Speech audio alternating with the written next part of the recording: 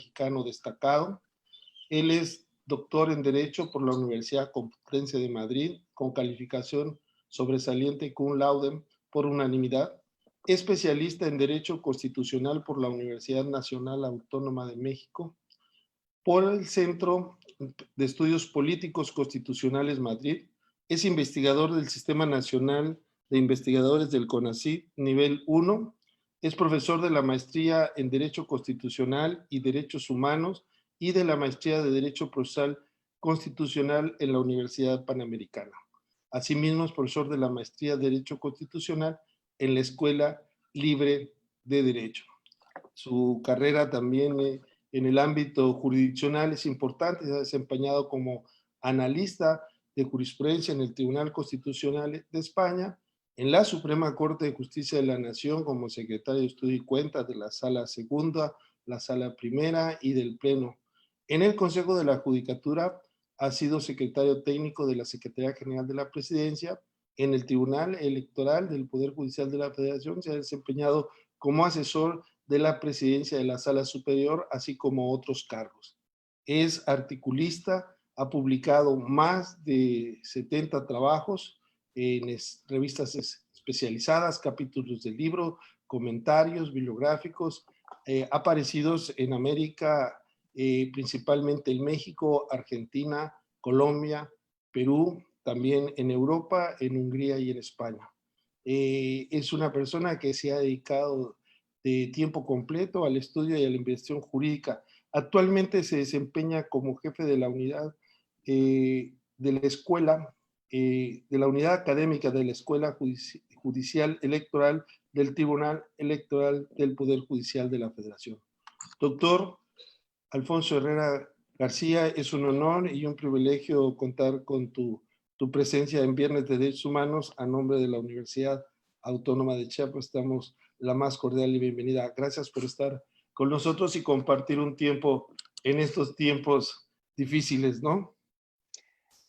Es un honor para mí, al contrario, estimado doctor Martínez Lascano y tocayo, por esta invitación.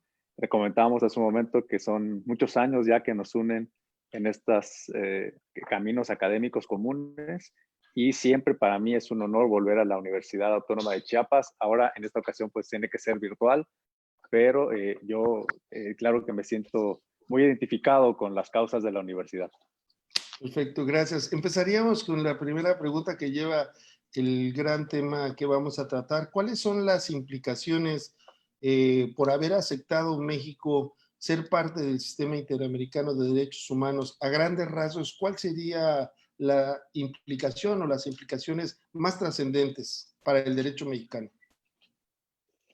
Pues doctor, yo lo que quisiera empezar diciendo es que el hecho de pertenecer a un sistema internacional de derechos humanos, como lo es el sistema interamericano, implica o lleva consigo el reconocimiento de ciertas obligaciones. Yo siempre lo pongo así cuando trato de explicarlo a los alumnos, por ejemplo, en licenciatura, es como si se celebrara un contrato, ¿no? Es un compromiso que se firma por un país, que es un documento que conlleva un conjunto de obligaciones de respeto, de protección a los derechos humanos de las personas que habitan en el territorio, y este compromiso se firma con otros países que tienen las mismas convicciones de reconocimiento de estas responsabilidades. En el caso del sistema interamericano, al suscribir México el 24 de marzo de 1981 la Convención Americana sobre Derechos Humanos, sencillamente lo que hizo fue reconocer su compromiso, su deber ante la comunidad internacional, específicamente ante la comunidad de la Organización de Estados Americanos, la responsabilidad que tiene de hacer cumplir las normas que consagran los derechos que entre todos, la Organización de Estados Americanos, se entienden como de respeto para las poblaciones de los países que forman parte del sistema. Esto tiene varias fases, por supuesto, ¿no? La suscripción, el reconocimiento y la ratificación de la convención es un primer paso que dio México en 1981. Si lo pensamos en un proceso de democratización, en realidad fue un paso mínimo que se dio en los 80s. Con el gobierno del presidente López Portillo, recordemos que estábamos en una oleada democratizadora. En realidad, el punto culminante del reconocimiento, me parece a mí, es hasta el año de 1998, ¿no? Es decir, muchos años después, cuando finalmente da otro pasito en el reconocimiento que fue, sin embargo, a pesar de ser un pasito, es culminante del procedimiento porque reconoce ahí el 16 de diciembre de 1998, ya en el gobierno del presidente Zedillo, la competencia contenciosa de la Corte Interamericana de Derechos Humanos. Y eso tiene grandes repercusiones en donde, pues, por supuesto que tú, Tocayo, eres experto también en esa materia. Gracias. Fíjate que hay algún concepto que a mí he tratado de modificarlo en mis presentaciones. No sé qué opines, porque generalmente hablamos de órganos supranacionales o disposiciones supranacionales. Y yo digo, como bien lo haces mención, estos compromisos son voluntarios por los estados y aparte son normas creadas por los propios estados. Entonces, en ese mismo ejemplo que tú mencionas, mi querido Tocayo, en el que dices es como si se firmara un contrato, pues es como si los contratantes crearan normas supraindividuales. Y no son normas supraindividuales, son normas contractuales. En ese sentido, yo le denomino normas convencionales. Y también es muy importante, creo, ese cambio, no sé cuál sería tu opinión, porque generalmente se ve como una invasión a la soberanía de los países el hacer este tipo de acuerdos. ¿Cuál sería tu perspectiva, mi querido Alfonso? Bueno, como creo que lo que hay que tener claro cuando se trata de un tratado de derechos humanos es que, si bien, como hemos mencionado, se puede definir como una relación sinalagmática, es decir, una relación entre socios, la particularidad que tienen los tratados de derechos humanos es que los estados en realidad no se comprometen solamente frente al Estado como nación, sino se comprometen a hacer cumplir esos compromisos, pero con sus propios ciudadanos. Esa es una gran particularidad que tienen los tratados de derechos humanos, a diferencia de otros tratados, como puede ser, por ejemplo, los tratados comerciales, este famoso TEMEC, que ahora entrará en vigor, por ejemplo, no tiene esa naturaleza. La relación que se entabla entre los países en un tratado comercial es entre ellos, entre las políticas públicas, entre las instituciones que tienen que llevar a cabo para asegurar el libre comercio, para asegurar el intercambio de mercancías, etcétera. En este caso, los tratados internacionales de derechos humanos no es así, porque el compromiso es hacer cumplir las normas de los tratados, pero, insisto, con sus propios ciudadanos. Y el hecho de que se violente alguna de las normas habilita, eso lo dice, por cierto, la Convención Americana, a veces se olvida esa parte, ¿no? Habilita a los estados miembros a denunciar a otro estado que está violando derechos de sus ciudadanos. Claro que en realidad en la práctica lo que sucede es que son los ciudadanos que también tienen legitimación activa, acudan a denunciar una violación de su propio estado. Es el caso de México, cuando ha ocurrido el conjunto de condenas que tenemos ya sumadas ante la Corte. En cuanto al punto que mencionabas, doctor, en efecto, hay una apreciación que podría ser técnicamente correcta, es decir, de no visualizarlos como una cuestión supranacional que pueda darnos una idea de que hay una especie de supremacía acrítica y restricta, vamos a decirlo así, de un ordenamiento externo, ¿no? Porque incluso la propia naturaleza que tienen los derechos humanos no es esa, es decir, la intención no es imponer criterios, ¿no? La intención es, claro, cuando hay una condena, sí señalar las medidas de reparación que tengan que llevarse a cabo por el Estado para hacer cumplir sus deberes y sus compromisos y responsabilidades. Eso sí, cuando hay una condena, ¿no? Pero la jurisprudencia y en realidad las normas de derechos humanos son una fuente normativa, ¿no? Que tiene que convivir con las fuentes nacionales, con las fuentes internas. Tiene que haber instrumentos de armonización cuando se operan los derechos, y estos conjuntamente, no de manera, digamos, insisto, a la que kelseniana, como se dice, que se impongan de manera vertical, ¿no? Sino que pasan a convivir. De hecho, la propia Corte, en la jurisprudencia de la contradicción 293, nos habla de una ausencia de jerarquía. De alguna manera visualiza esa naturaleza de los derechos convencionales y dice, bueno, aquí no tenemos una jerarquía normativa.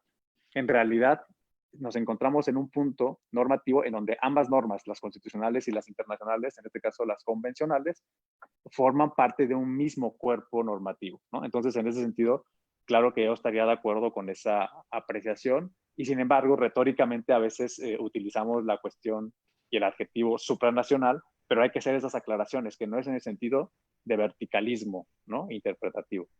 Sí, muy bien. Saludamos, está con nosotros también Verónica Burguete, y como siguiéndonos, nos mandan a saludar desde Ecuador, Fernando Barriga, muchas gracias.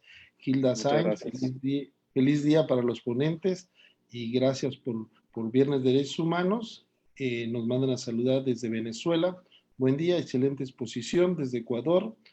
Saludos. Leticia Herrera, ha de ser tu familia, ¿no? Leticia Herrera, Mi Andino, pariente.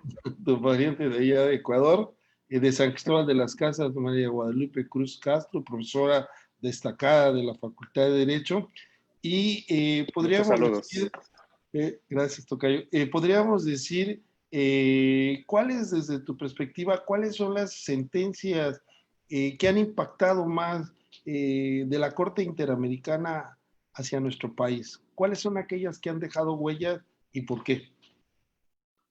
Sí, ha habido 10 condenas de la Corte en contra de México. Yo diría que dentro de esa colección de condenas, sin lugar a dudas, podríamos entender que hay dos fundamentales por el impacto que han tenido al ordenamiento jurídico y por el impacto que tuvieron también para todo el sistema, ¿no? Interamericano. Recordemos que México, formando parte del sistema, al pronunciarse la Corte en contra de uno de los países como es México, impacta para todos los estados de miembros de la organización que han reconocido el sistema interamericano, la Convención Americana. Yo diría que son dos, la sentencia de Campo Algodonero, que marcó un antes y un después en las pautas de la Corte Interamericana para entender las distintas medidas y de acciones positivas que son necesarias en los estados para hacer frente a la violencia en contra de las mujeres. En ese asunto, como sabemos, trágico, la Corte trata el tema tan sensible para México de las desapariciones de mujeres en el estado de Chihuahua, precisamente en los campos donde se hacen actividades para la producción manufacturera, y construye un conjunto de estándares en donde señala obligaciones a México en el sentido de que las omisiones en la investigación, las omisiones en las condenas a las personas responsables, las omisiones en el combate a las fuerzas incógnitas que no están del todo esclarecidas frente a estas desapariciones, implican especiales perspectivas de género cuando hablamos de cuestiones que tienen que ver con violaciones específicamente para los derechos de las mujeres. Y esto se convirtió para todo el sistema en un referente, ¿no? Y no solamente para los países, también la Suprema Corte de Justicia de la Nación ha tenido directamente, digamos, criterios que han nacido directamente de la sentencia del Campo Algodonero. Y en segundo lugar, claro que está la sentencia emblemática para México y para todo el sistema en tema de control de convencionalidad ex oficio y temas de desapariciones forzadas, como es el caso Radilla. Para nosotros, sin lugar a dudas, yo hice una pequeña encuesta en Twitter preguntando lo mismo, Tocayo, y las personas que forman parte de la comunidad, de mi comunidad de red, llegaron a la conclusión, a esta conclusión que estoy diciendo, que Radilla es la que me ha impactado. Y hay muchas razones para ello. La primera es que, claro, está el tema sensible de la desaparición de una persona en plena guerra sucia en los años 70, igual omisiones del Estado en la investigación de la desaparición, y claro, el señalamiento de la condena contra México. Pero después, eso impactó increíblemente en nuestro sistema, porque fue un detonador desde mi punto de vista. Eso no se dice mucho, pero yo sí creo que es así. Fue un elemento que provocó la reforma constitucional del 10 de junio de 2011 en México. Esta sentencia es de noviembre del 2009 y casualmente en ese tiempo iniciaron los trabajos de reforma a la Constitución mexicana.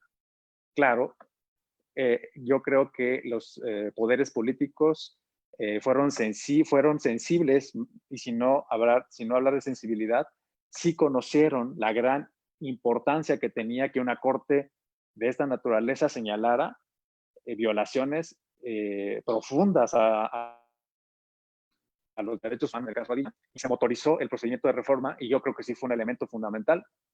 Después, la Corte de México, en julio de 2011, al recibir y implementar la sentencia, hace un conjunto de cosas que nos hacen decir que el impacto de Radilla es trascendental. Modifica y desaparece el control concentrado, como lo conocía el Poder Judicial de la Federación antes del 2011. Se genera el esquema de control difuso. Claro que hemos tenido problemas para implementarlo, pero en ese momento desaparece el control concentrado como lo conocíamos antes, y después le da un sentido a los derechos diciendo hay una corte en San José de Costa Rica cuyas sentencias nos obligan, y esas sentencias no podemos cuestionarlas, nos dicen los 11 ministros y ministras del Pleno. Es decir, de alguna manera la Suprema Corte de Justicia de la Nación Mexicana reconoce que no es la última palabra en 2011 por primera vez en su historia. Y eso, pues claro, nos da, me parece, una pauta fundamental para entender lo que tenemos hoy. Es decir, Radilla yo creo que ha sido, sin dudas, el más importante caso que ha tenido impacto en México. Muy bien. Saludamos a Tonatiuh también, a Carlos Garibay, un gran amigo de Colima, Araceli López Sánchez, buen día. Egla Cabrera, saludos desde Oaxaca, México. Y todos, saludos a vos, te saludan a todos, ¿no? Saludos Muchas desde gracias. Cosice, Lupita Jiménez, saludos desde Buenos Aires. Bueno, Argentina, ¿verdad? Es la magia de las consecuencias positivas de la pandemia, ¿verdad? Mi querido Así es. Tocayo? Sin Podemos lugar decir a dudas. que estamos llegando a varios lugares, así que mandamos Un un honor. saludo afectuoso desde Chiapas, desde la Universidad Autónoma. Te quisiera hacer, en relación a lo que mencionas de las principales sentencias, y tú como conocedor del campo electoral, ¿qué tanto influyó la primera sentencia de Castañeda Gutmann? ¿Fue importante también para nuestro sistema electoral desde tu punto de vista, mi querido Tocayo? Desde luego. Ha sido, claro, la sentencia condenatoria en contra de México, parcial, pero condenatoria, en el 2006, en el 2008, perdón, en el caso en el caso Castañeda Gutmann, fue, claro, también muy importante, ¿no?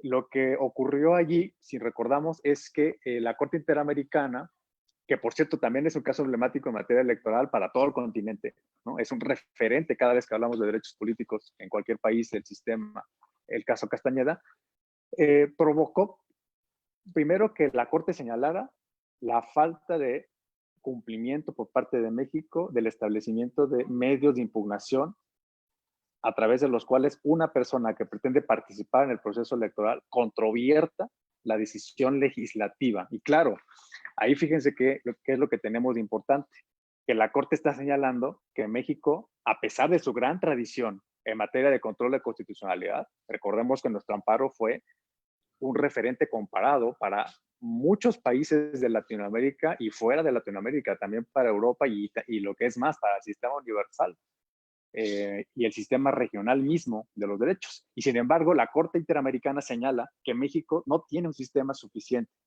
para el control de los actos de autoridad cuando hablamos de las normas que rigen el acceso, en este caso, a un cargo de elección popular. Ahí ya nos está señalando, tienes una deficiencia, México, en ese aspecto.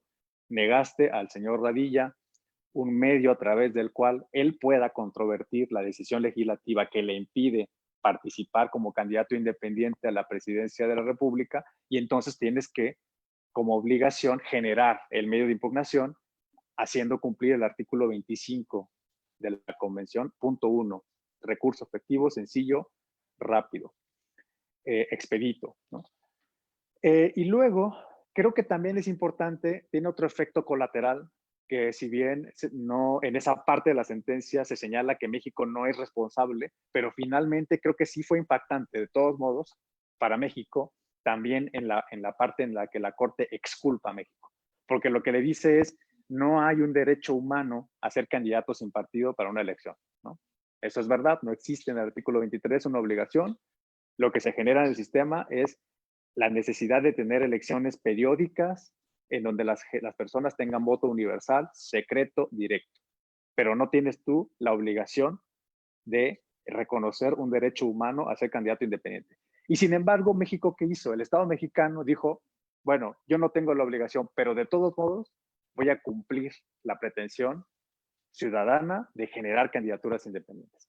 Fue una especie, yo lo he visto así, fue una especie como de, digamos, de una actitud de México de decir, bueno, yo no tengo la obligación, pero de todos modos voy a hacerte ver al sistema interamericano que soy garantista, ¿no? Y entonces en el 2012 se constitucionaliza la figura de las candidaturas independientes para cargos de elección popular, no siendo, insisto, una obligación interamericana. Y luego, en el 2014, se perfecciona la figura de las candidaturas independientes para los estados de la República. En ese sentido, sí, coincido en que es claro que importante el caso Castañeda, al haber sido la primera condena y al haber generado este doble efecto que nos tiene hoy. O sea, no se podía entender el tema de las candidaturas independientes en México sin ese precedente interamericano. Muy bien. Lupita Jiménez nos manda a saludar y agradece a los panelistas, pues a ti, tocayo, desde Jiquipilas, Chiapas. Saludos a todos los panelistas. Soy trabajadora social en el Cerezo, en el Amate, en Cintalapa. Saludos. Saludos hasta allá. Regreses pronto, Sirenita. Sergio Iván Pérez González, saludos, buen día. Imelda Chávez, saludos desde la Ciudad de México. Y también nos saludan desde Venezuela. Soy Ivette Linares. Un fuerte abrazo para todos. Bienvenidos. ¿Hay alguna situación en la cual algunos tratadistas hablan sobre el control de convencionalidad, el control difuso? Y, por ejemplo, estábamos platicando con unos amigos de Panamá que dicen que en Panamá, de acuerdo con la interpretación que ellos hacen, que solamente el Tribunal Superior es el único que puede hacer. Hay un sistema concentrado interno de convencionalidad y a nosotros nos llaman como los países más impetuosos de aceptar el control difuso de convencionalidad. ¿Cómo podríamos señalar que ha sido esta obligación que podríamos decir que de manera directa, como bien lo dijiste, se establece en la sentencia de Radilla Pacheco en el párrafo 339? ¿Cómo ha sido la evolución en México del control difuso de convencionalidad desde tu perspectiva, doctor? Fíjate, tocayo, que a 9 años de que ese pronunciamiento se hizo en la Corte, yo tendría que reconocer en lo personal que el tema del control difuso no ha sido exitoso en México, por varias razones, ¿no?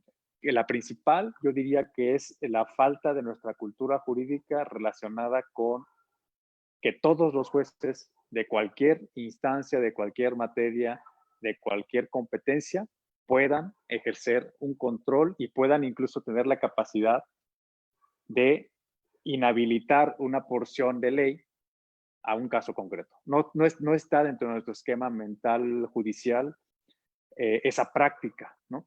Claro que la Corte de México, cuando lo implementa en el papel, en la resolución del expediente varios 912/2010, los ministros sabían eso, ¿no? Sabían que era una tradición ajena a México sabían que la jurisprudencia jamás habilitó esas competencias, por lo tanto nuestro sistema no estaba capacitado, lo conocían muy bien, y sin embargo la mayoría optó, a mí me tocó, por cierto, aprovecho para comentarlo porque lo digo así, porque a mí me tocó dictaminar el expediente Barrios en la ponencia del ministro Sergio Salvador Aguirre Anguiano, que lamentablemente esta semana sufrimos su desaparición física, lamentablemente falleció a principios de semana. Y claro, a mí me tocó estar con él y me encargó el dictamen, ¿no? Es decir, el estudio que él iba a presentar ante el Pleno para sustentar justamente la idea para él. Él votó en contra del control difuso y fundamentamos en su voto por qué razones no era posible pensar y no se desprendía necesariamente del párrafo 339 de Radilla esa obligación para México. Y por lo tanto, respondiendo a la pregunta, Tocayo, yo diría, en esta evolución del control difuso que hemos tenido, que es muy, muy corta, yo sí he llegado a la conclusión de que se abrió demasiado la puerta al control difuso por parte de la Corte de México y que probablemente no tuvimos que haber dado ese paso sin tener las certezas de cómo operar y cómo capacitar rápidamente a los jueces para ejercer el control difuso. Y creo que una mejor solución, en efecto, pudo haber sido promover que fueran las instancias intermedias. Por ejemplo, pensemos en los tribunales superiores de justicia de los estados, para respetar la jerarquía judicial en los estados, que fueran los que generaran especies de consultas o incluso que ellos mismos pudiesen tener participación en el control para ir poco a poco, digamos, haciendo un ejercicio pedagógico de cómo se ejerce para el resto de los jueces, ¿no? Y yo creo que hubiese sido mejor tener un proceso escalonado, ¿no?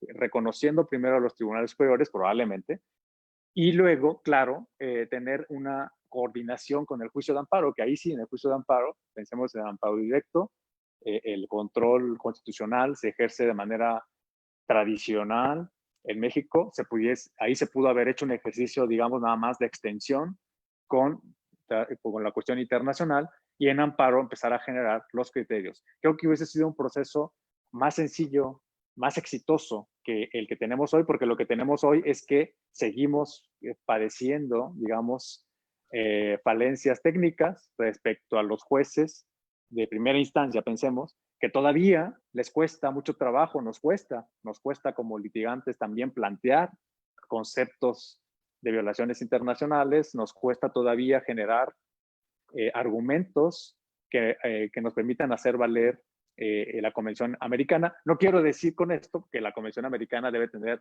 espacios de decisión más, digamos, más elitistas, si se quiere decir, ¿no? Porque es otro de los extremos a los que podemos llegar, de que la Convención solamente aplica, por ejemplo, a ciertos órganos, y no. Más bien de lo que se trata es de generar un proceso que en efecto nos permita tener éxito en la capacitación y que los jueces puedan, con toda, digamos, la pedagogía necesaria, poder ejercer un control difuso que, bueno, espero que en algún momento pueda ser una realidad.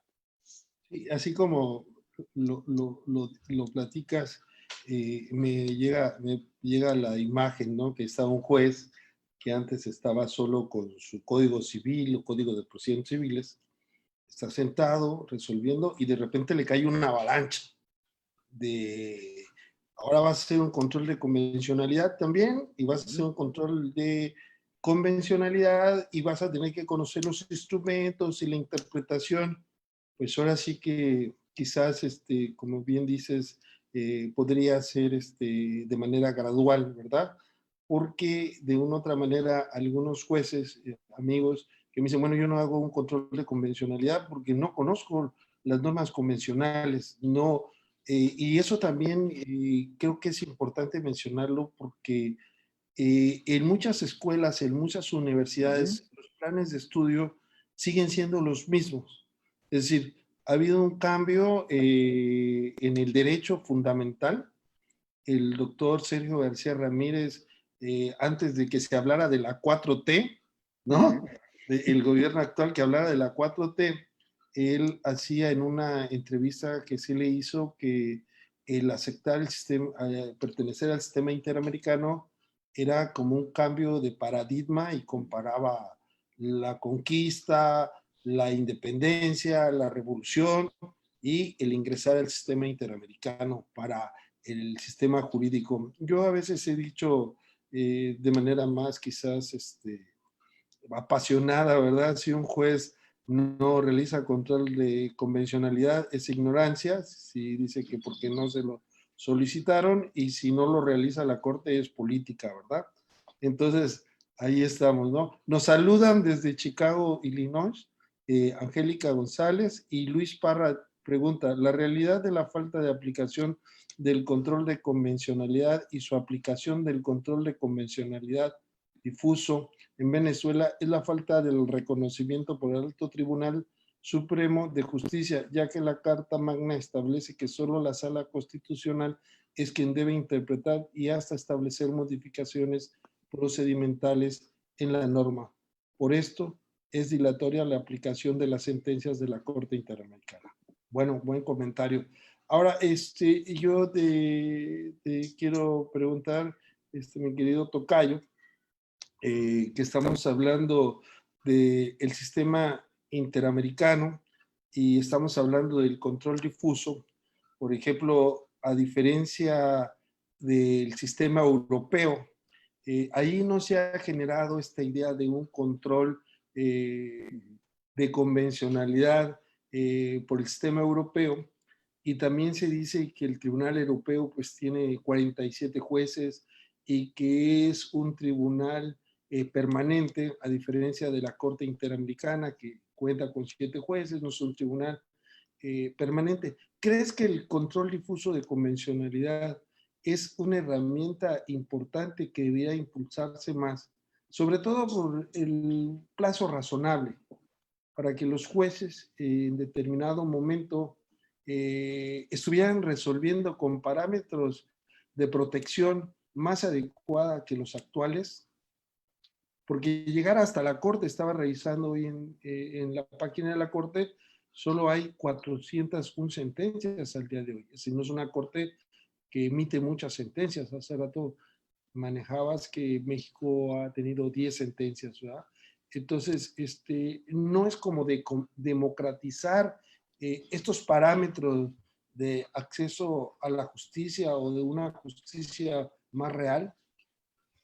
Sin duda, ese es el otro extremo y el otro riesgo que existe cuando hablamos de que el control difuso debió haberse aquilatado mejor para instrumentalizarlo. El riesgo era, y los ministros no quisieron correrlo, era que se generara o se siguiera generando esa distancia entre lo que se dice en los tratados y las mesas judiciales.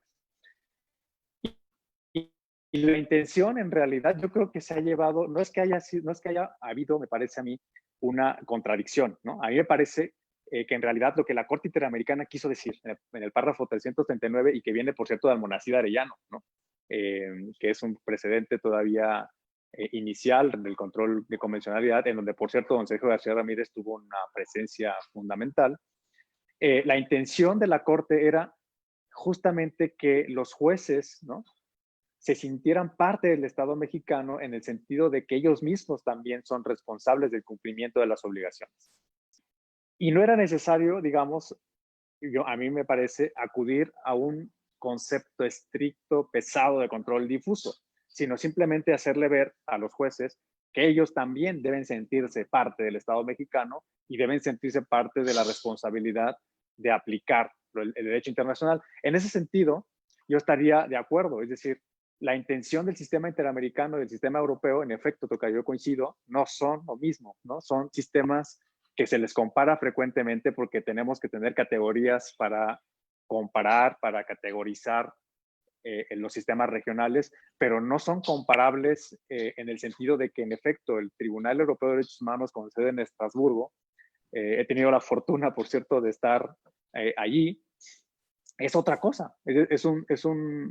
Es un tribunal enorme, una burocracia muy grande, en efecto es permanente, los estados tienen jueces, cada uno de ellos en Estrasburgo, las decisiones son diferentes, la manera que está construido el procedimiento es distinta, los ciudadanos no tienen acceso directo, en el caso del sistema interamericano, a la Corte. Allá sí desapareció la Comisión Europea, que hacía las veces de filtro, allá desapareció, y por lo tanto hay un acceso directo al tribunal. Es un tribunal, digamos, con todas las consecuencias de lo que puede ser un tribunal nacional. En cambio, la Corte Interamericana no. La Corte Interamericana es un tribunal, yo lo llamaría como una corte pedagógica.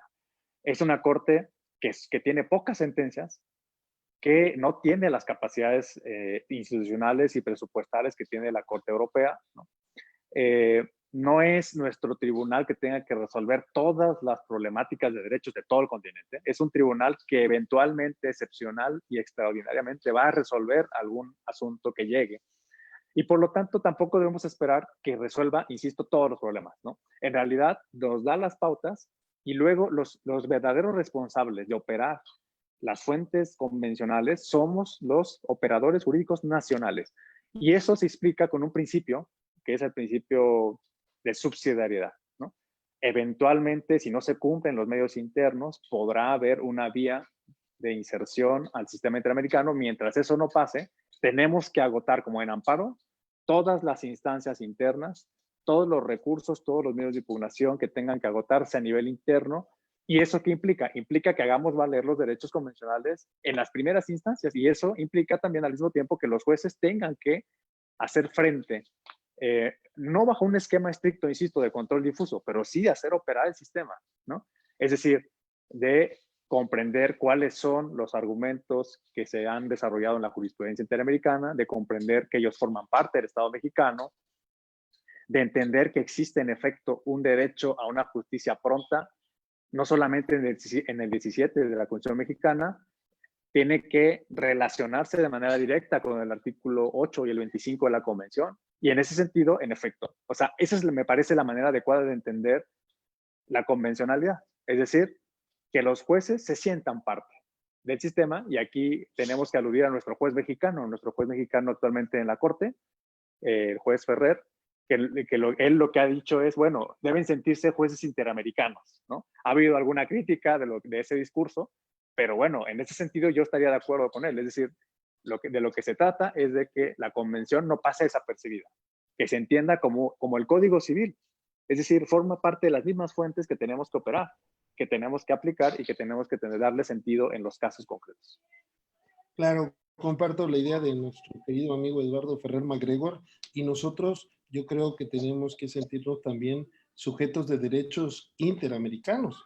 En ese sentido, porque estas normas están destinadas a la población.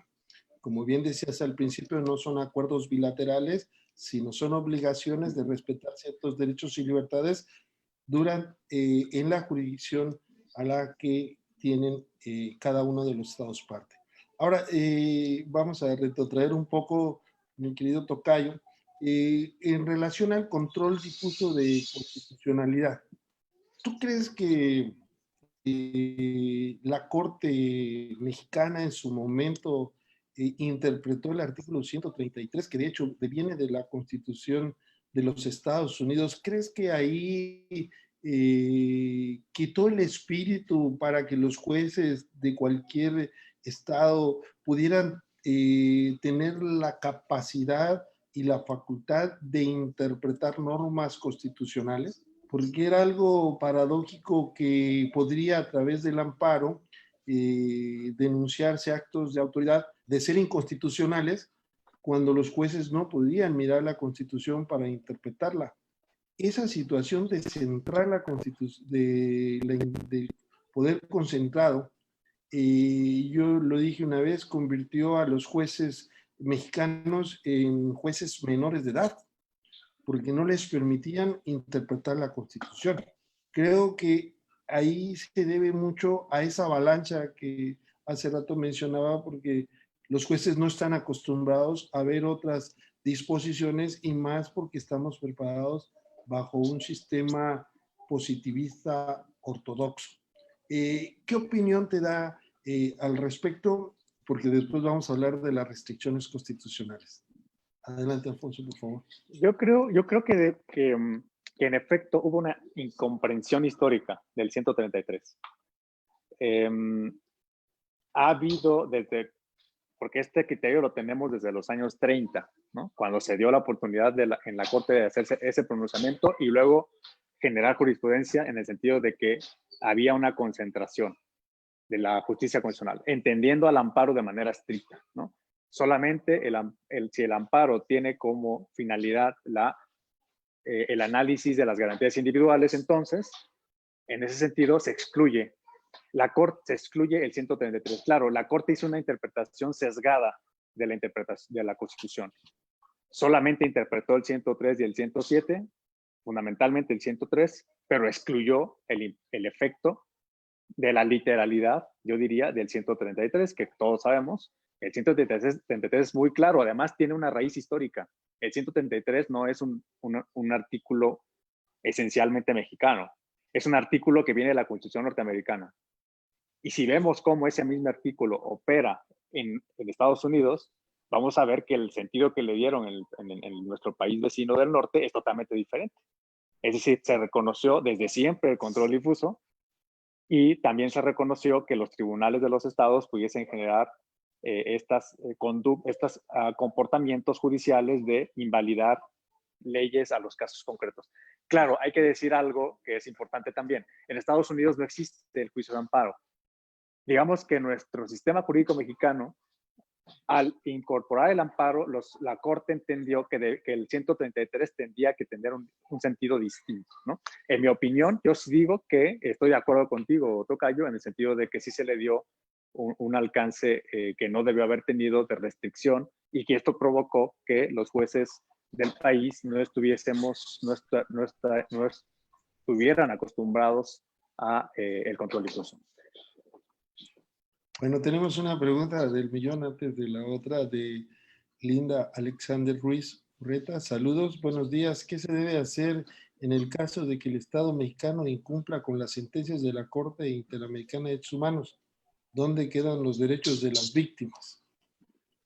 Sí, ahí es una pregunta que siempre surge en las conversaciones. Y hay que decir lo siguiente, que el esquema de ejecución, cumplimiento de sentencias internacionales, específicamente interamericanas, no es el mismo que el que conocemos comúnmente en los sistemas procesales internos.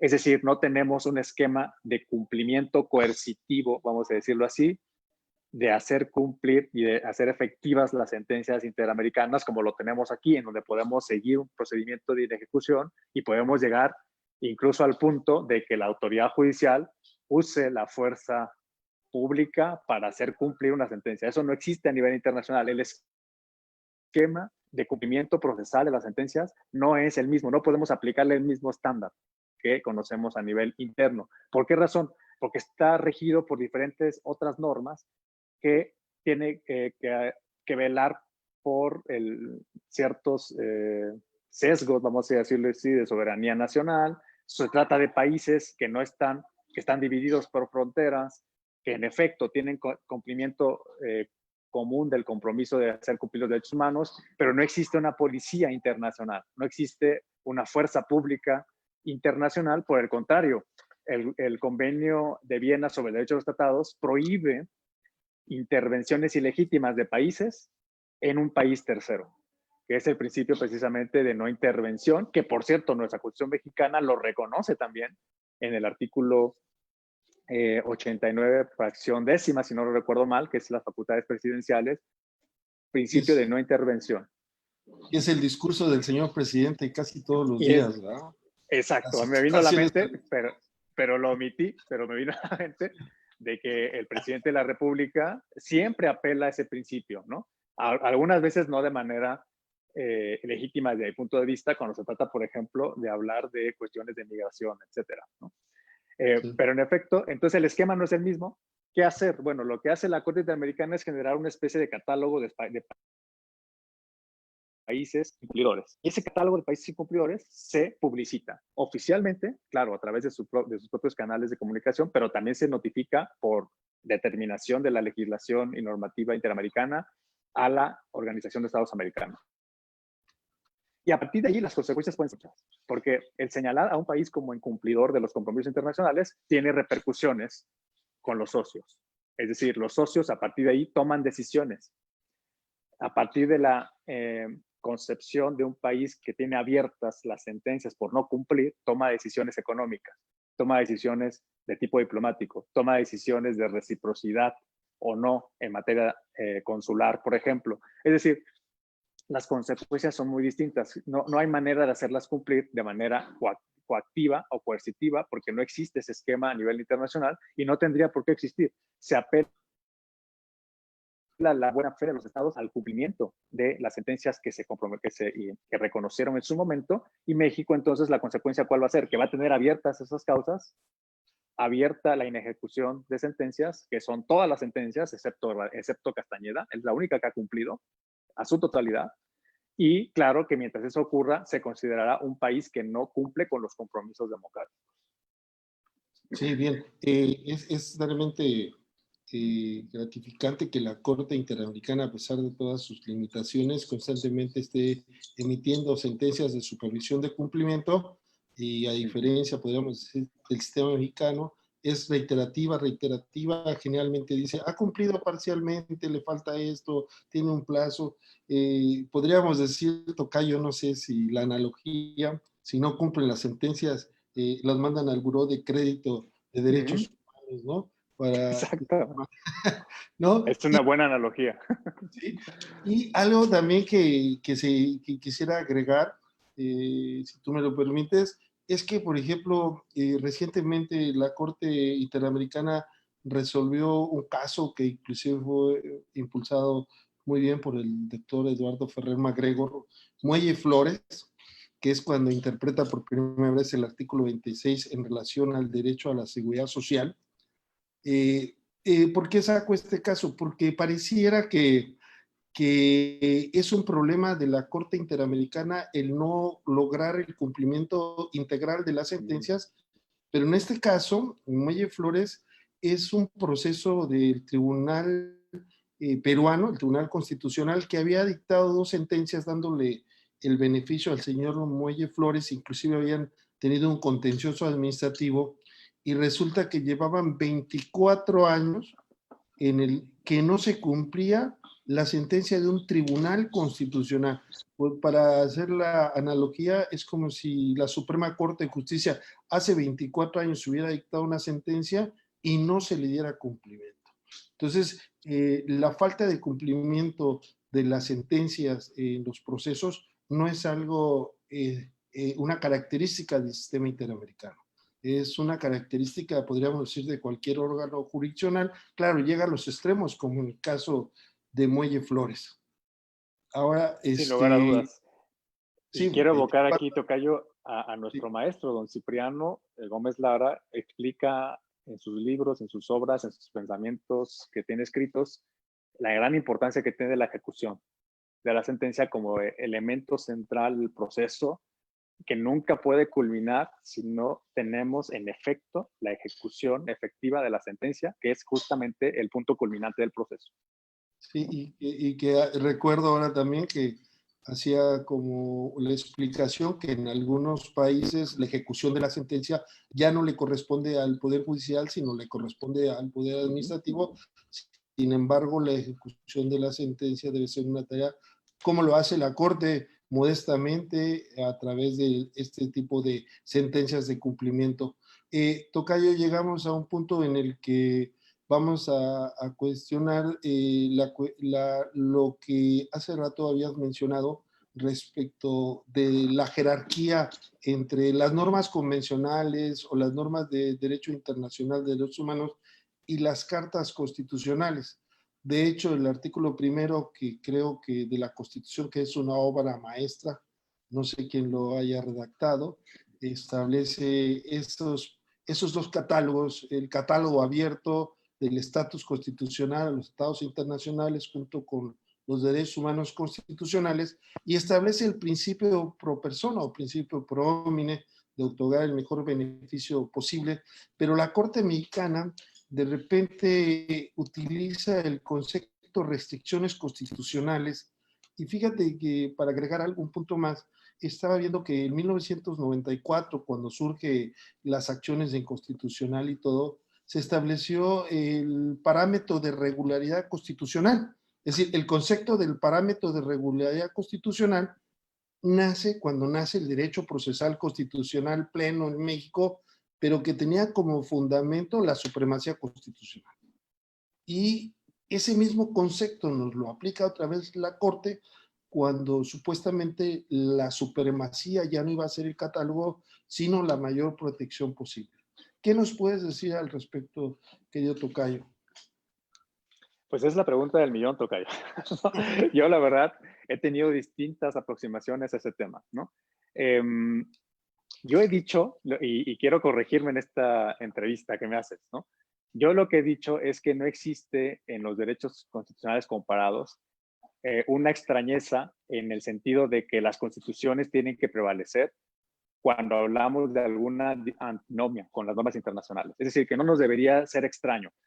Y en efecto, en las prácticas comparadas, podemos pensar, por ejemplo, en el caso alemán, donde la ley fundamental de Bonn, lo han dicho el Tribunal Constitucional Alemán, el tribunal con sede en Karlsruhe, que es un tribunal, me parece a mí, de los más importantes en el mundo, jamás ha aceptado que haya una especie de ordenamiento superior a la Constitución, en este caso la ley fundamental. Tampoco lo aceptó nunca otros tribunales muy importantes de democracias occidentales. Pensamos en el Tribunal Constitucional Español, donde tuve oportunidad de estar, o, por ejemplo, otros tribunales importantes como la Corte Constitucional Italiana. En ese sentido, yo me decantaba por esa idea. Y sin embargo, ¿no? Sin embargo, creo que no debemos cerrarnos a esa idea. Y sí creo que debemos tomar en cuenta que, en efecto, el artículo 2 de la Convención Americana de los Derechos Humanos es muy claro.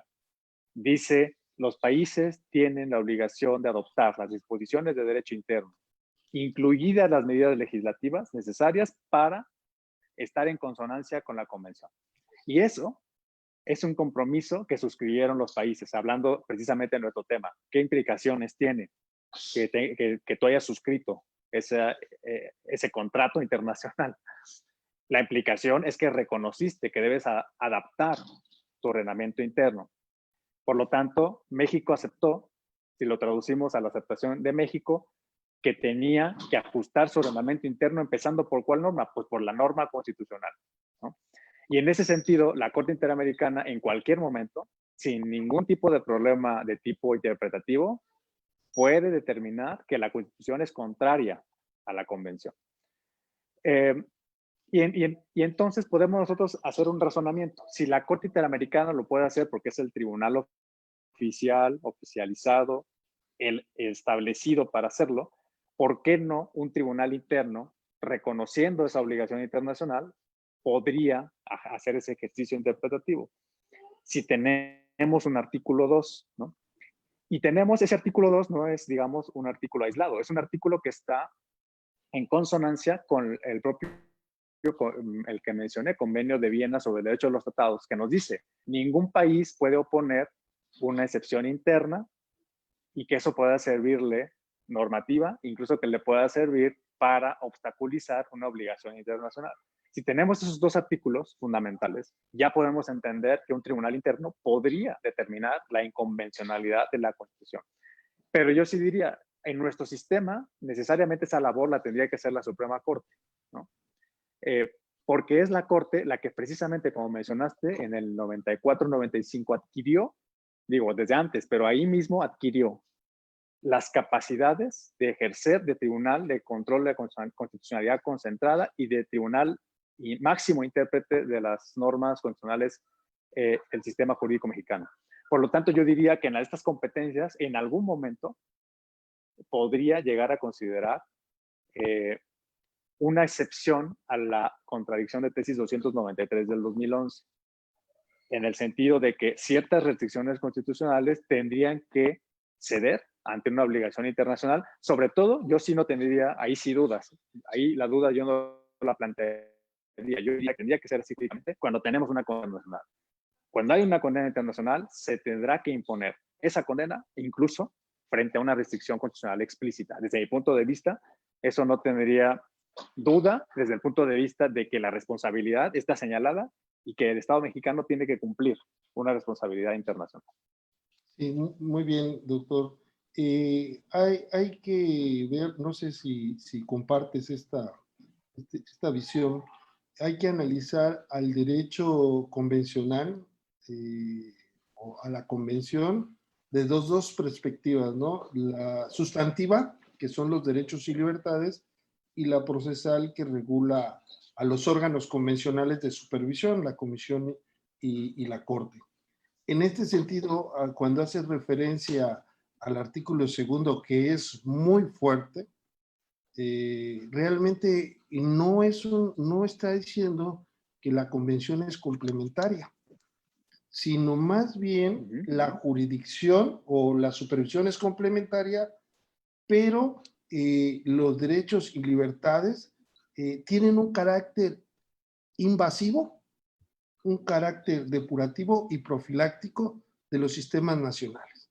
Porque, como bien dices, tienen los estados como obligación adecuar su derecho conforme a la convención. En este sentido, creo que sí es importante hacer esta distinción entre estos derechos sustantivos y estos derechos de carácter adjetivo. ¿Cuál es tu opinión, mi querido tocayo?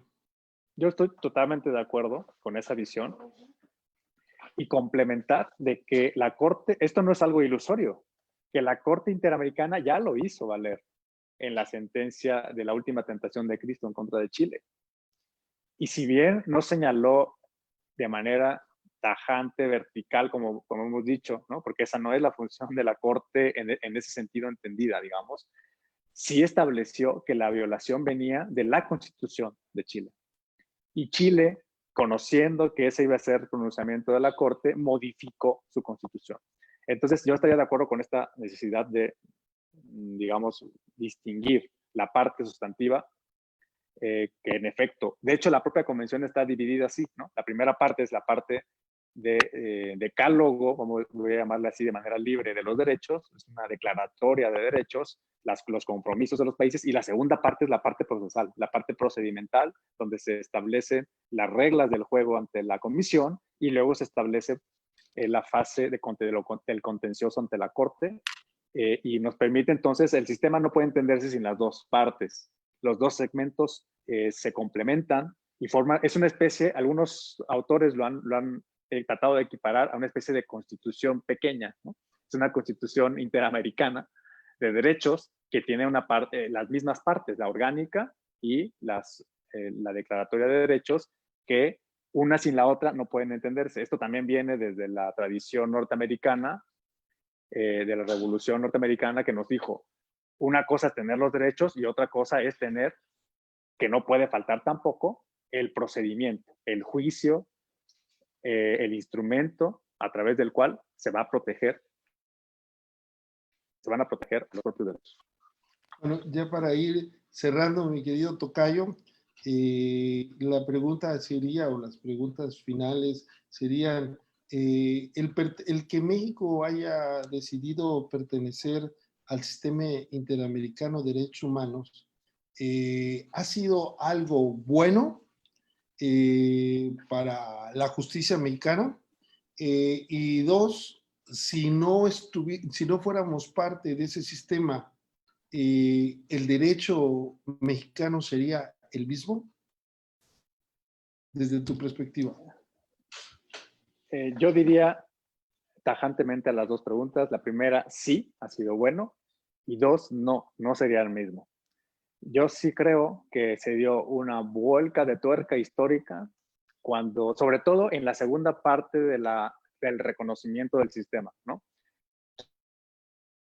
Quizá fue palpablemente insuficiente que en los 80s se haya suscrito y ratificado la convención. Pero cuando ya ratificamos la competencia contenciosa en 98, yo creo que la vuelta de tuerca es total, ¿no? Sí hay otra realidad, sobre todo jurisdiccional mexicana, en materia de derechos con la pertenencia al sistema. Ahora, también quisiera hacer otra aclaración. Lo que no tenemos todavía, porque es un proceso que va a ser demasiado largo, y esto lo he dado también en otros foros, lo que no tenemos es todavía que baje esa gran construcción que ha habido en temas de derechos a nivel jurisprudencial, es decir, lo que tenemos ya en el papel, en las sentencias, para la regularización de las violaciones y la reparación de las violaciones a nivel genérico y a nivel nacional en varios frentes de violaciones que tenemos en México. Nos falta muchísimo para llegar ahí, ¿no? A pesar de que ha sido bueno estar ahí y a pesar de que no sería otro México, de no estar de que sería otro, de no estar en el sistema, y que además, digamos que México además llegó tarde al sistema, ¿no? Esto también hay que decirlo, o sea, países de nuestro continente ya lo reconocían desde mucho tiempo atrás y nuestras transformaciones sociales también fueron muy lentas. En realidad, es hasta los 90, como lo mencionabas tú, Tocayo, cuando ya tenemos esa transformación de la Corte, cuando ya en Centroamérica teníamos una Corte Constitucional de Guatemala, cuando ya en el 91 teníamos una Corte Constitucional colombiana, cuando ya en el 93 había una Corte en Ecuador, cuando en el 88 Brasil modifica el sentido de su Tribunal Supremo. México se quedó muy atrás, ya tenía que, digamos, agarrar el tren de la transformación democrática, la verdadera transformación democrática, jurídica, y bueno, en efecto, no sería igual y nos falta mucho todavía para que esos estándares que se han venido construyendo de manera muy clara, muy consistente en la jurisprudencia, por ejemplo, de la Corte de México y de la propia Corte Interamericana, bajen a nuestras relaciones sociales. Mientras eso no pase, pues tenemos un problema muy serio estructural en México, todavía muy serio, como sabemos, pues de desapariciones, de desplazamientos forzados, de tortura, esas cuestiones tienen que necesariamente ajustarse conforme a estos estándares en los años que están por venir. Bueno, tocayo Alfonso Herrera García, ha sido un honor, un placer charlar contigo. Realmente me da mucho gusto que nos hayamos encontrado por este medio y al igual que los que nos acompañan, estamos muy contentos de tu participación. ¿Algo que quisieras agregar, tocayo?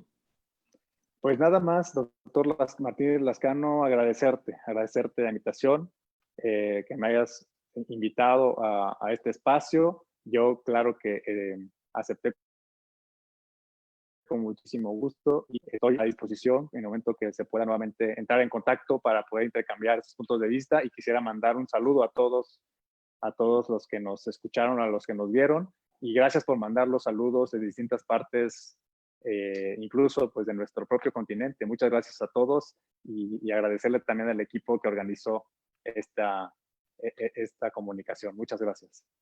Muchas gracias, tocayo Rosaura, saludos, Tonatiu Hernández, saludos, Irena, saludos, Daniela Figueroa, saludos, Verónica Burguete, saludos, excelente tema, y todos estamos muy contentos. Las malas no las leo, tocayo. Esas me las dices en privado. Hago un control difuso. No, todos tenemos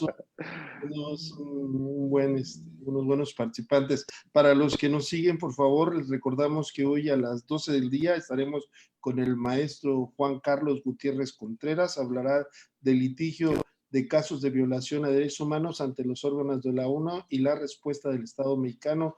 Hoy a las 12, en Viernes de Derechos Humanos. Hoy tenemos doble cartelera y les agradecemos mucho, y en especial, de veras, para mí encontrarme con el doctor Alfonso Herrera García siempre ha sido un placer, una persona muy distinguida, muy preparada y un ejemplo a seguir como ser humano, como profesor y un discípulo que sigue la trayectoria y las ideas y la ideología y todo lo que nos dejó nuestro buen doctor Cipriano Gómez Lara, que todavía vive en nuestro corazón. Así que hasta pronto, tocayo, hasta pronto a todos, hasta el ratito a los demás, y nos vemos en otro Viernes de Derechos Humanos. Buen día y gracias por estar con nosotros. Hasta pronto.